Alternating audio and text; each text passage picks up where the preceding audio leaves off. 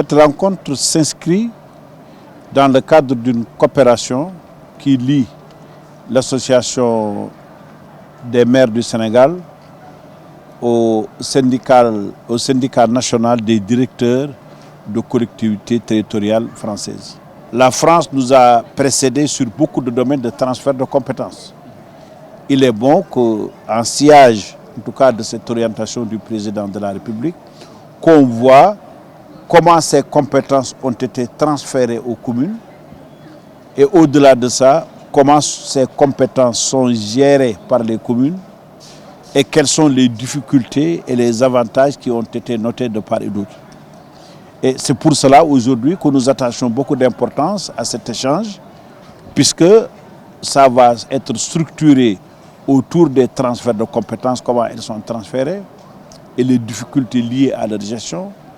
Mais on va aussi aborder une question nodale que la phase 2 de l'acte 3 de la décentralisation doit prendre en charge. C'est la question relative au financement des collectivités territoriales. La France a une expérience là-dessus, puisque je ne connais pas encore de pays au monde où les collectivités territoriales disent qu'ils sont satisfaits des moyens qui sont mis à leur disposition. Mais je pense qu'ils ont une longueur d'avance sur nous par rapport à ce transfert.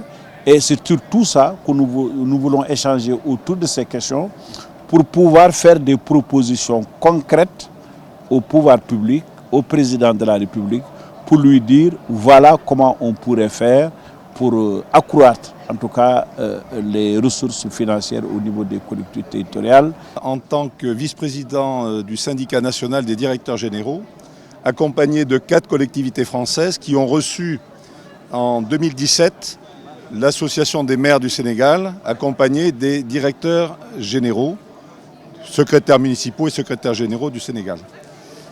Nous sommes ici à 3 titres. Tout d'abord à l'invitation de l'Association des maires du Sénégal.